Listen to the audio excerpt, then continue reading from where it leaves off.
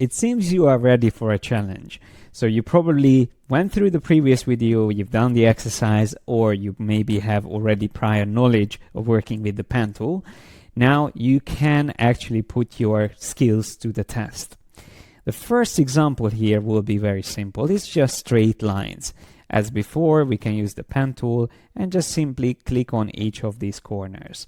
Now, I recommend to set up fill to be no color, so no fill at all. The stroke can be set up to any color apart from white, obviously, just to make sure you can see it. And you can increase the stroke size even here in the appearance panel if you want to make it a little bit thicker. And all you have to do is to draw over this shape. Now, once you finish it, you can press Shift X to enjoy your final shape in its full splendor. Now, if I move on to the next one here, there's a little bit more that you can see. And obviously this is where it gets a little bit more tricky. So we have curves. Now it's up to you in what order you want to go through. This is merely a suggestion that this could be the next one, but you can also try this flame here on the right. What you can see in the layers is that I created two separate layers that are locked. One of them is the silhouette in the background, and another one on top of it is the anchors and handles, which if I turn off, then you will only see the silhouette. When you turn that back on, you can actually see the handles and the anchor points. So this can give you an indication where I placed my anchor points, but you don't have to follow this strictly. The only thing you need to keep in mind is try to use the least amount of anchor points you can. You can always count how many I have on the path, and if you can beat me, great, or even if you can just get close to it, that's already good. So if you are new to drawing with the pen tool, you might need to attempt this a couple of times before you can actually reach the amount of anchor points that I have here. And I leave it up to you whether you prefer to draw with the anchors and handles preview on or off. It's completely up to you. That's why I have it on a separate layer, so you can always turn it on and off, and it will turn it off on all of these shapes, so you can see it without them. But let's just go through this shape here. I'm going to again do the same thing, draw with just a stroke, set it up to, let's say, 3 points, zoom a little bit closer, and then I can start drawing. Now it's up to you where you want to start. I'm going to start up there, and then I will click and drag to create the first section. Now already here, I think that will look good, but I feel like I have to hold down the Alt key and adjust the next handle point, so it's going to be able to go in the right direction. You don't want it to go completely opposite direction, although in this case, even this one will work. So a couple of attempts before you will get a little bit of an idea how your path will work. So I can go all the way there, again drag, and there's the next section. Then I can come up to the top and draw another one. Now, if you ever feel like you didn't really nail where that point should go, you can always hold down the space and move the point around. So holding down space, you can always position your anchor point somewhere else, and then still by holding down the mouse, you can adjust the handles. So holding down space can move the anchor point around and then continue adjusting your handles. Okay, now I can go to this next point here, and let's see, that's quite good, but I can already see that that handle won't work, so I hold down Alt key and just change the direction slightly, maybe to something like that. Then I can come down all the way here, click and drag, and I will actually have a nicer curve here than what was behind. So you can always actually improve the shape itself if you are doing it correctly. Something like that. Then I can go and drag out. Hold down space if you wish to move your point around.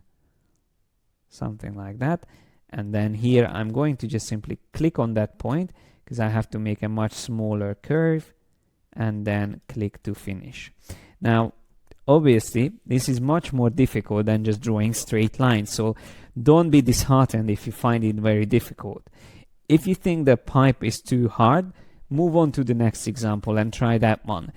in the beginning, if you use a little bit more anchor points to achieve the outline, to be able to create the outline, then that's still fine. It is just an aim in the long run to try to get to less anchor points while you are drawing. And also, if you feel like your lines are not perfect in the beginning, that's again not a problem, because you can always go back and make edits to them. And that's why I wanted to show you here. So when I select a point like that there, if I feel like there is a break in there, there is like not a nice transition, I can always adjust the handles using the right arrow tool. The shortcut for that is A, and you can always amend these. And of course, you can move even the anchor point around. So I can move it up a bit. Then I can also adjust this handle here, and so on and so forth. So you can see it's very easy to make amends later on. So any part that you are not happy about, like this point here as well, didn't turn out the way I wanted it. So I'm just going to keep on editing and refining it. Now you might be wondering, why don't I use the smooth tool for these parts? Well, if you use the smooth tool, you will end up having a lot of additional anchor points. But I can show you what happens. So having this path selected, I switch to the smooth tool and I try to refine this section here. In some cases, it might work well, but you might end up having a lot of additional anchor points placed down, or maybe just simply the anchor points won't give you the shape that you need. So try to avoid using the smooth tool in this exercise. Focus on getting it right with the pen tool and with later amends by using the direct selection tool. So let me move on to this next example here. Quickly, I'm going to do this as well.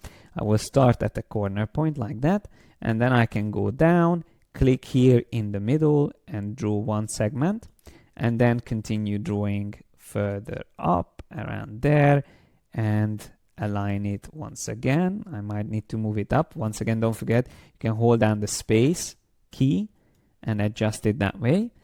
So that's another segment there, and then continue up. Now here again, I can hold down space to position it, and then hold down Alt to already prepare the next segment.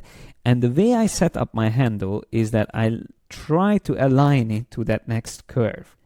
So it really prepares the way it's going to work. And if you do a good job, you can even skip that point on the center of the curve like I did it before, and I can go straight to the next point at the end. Now you see that it didn't work out perfectly, and that is mainly because I didn't do the other handle well. So I can hold down the Command or Control key and adjust that side, then come back to this handle as well, hold down Command or Control and adjust it, and I keep adjusting both handles until I get it right. But you can see that once these are set up correctly, I could actually spare one point in the middle. So I could go back and do the same thing on the other side, but let's just practice this once again. First of all, I click on this point because I don't need that big handle on top. Instead, I'm going to click somewhere around here, define this section, and then I can go all the way on the other side and draw this part just like that, and then hold down Command or Control and adjust the other side, and then also adjust this side until it's the right size. I could even refine this further if I want to, get it out a bit, and I can also move that anchor point a bit further, and then just adjust my lines a little bit even more, like that. Now at this point, I can decide to remove this handle here by just clicking on the last anchor point. But what I want to do is to be able to create this whole bottom curve without putting any additional anchor points in the middle. Of course, that would be the easier one. If I just click on that last anchor point and then click and drag at the bottom, I can set up half of my curve, something like that. It is quite close. And then I can come up here and then click and drag, and later on, holding down the Control or Command, I can adjust my handles. And don't forget, you can also split the handles if you ever need to have each side slightly differently. So if I select that point, I can hold down Alt and adjust only one side and keep the other side as is. But let me go back one step and let me try to do the same thing without adding an anchor point at the bottom. So what I will need is to hold down the Alt key and drag this handle all the way down there, something like that. Then I can click and drag on the other side and create that curve. Now, of course, it's not ready because I have to hold down the Command or Control key and drag the handle even further out on both sides. And when I get it right, you see it actually was easier to create a perfect curve by skipping that center point there at the bottom. So this really proves the point that less anchor points will give you more control. The trick is to learn how to set up your handles and how to adjust them. And also, of course, the placement of the anchors is important. Now, I could spend hours of explaining how to do it, but believe me, the best way to get good at this is practice, practice, practice. And after that, some more practice. Really, believe me, it takes time to get good at using the pen tool. And even I, although I've been using it for years, I still feel like I can improve on my skills. And the best way that you can tell that you are good at it, if you can draw with the least amount of anchor points and you get the placement of anchors and handles right the first time. But now that we've seen these first three shapes, I would like to remind you of something. Although I love the pen tool, I'm not a purist and I don't draw everything with the pen tool. So if it makes sense to use something else, then I would obviously combine tools. And that's again another important thing to remember. Don't try to stick to one tool. Some tools might do things much better than others. Here's a brilliant example, the snail. Well, I can use the pen tool for the bigger curves. Like this one here, I can just click and drag. By the way, we can already set it up the same way as before. And click and drag on the other side. See what I'm doing? Holding down Control, dragging this one further up, drag that down slightly, and we could avoid that point in the middle. Then I can just click on this last point because we need that corner point there. And then instead of going over the eyes, I am going to actually click somewhere here and create that curve. So I completely ignore the eyes for now. You will see why. Because I feel like it's easier just to move ahead and completely ignoring those details.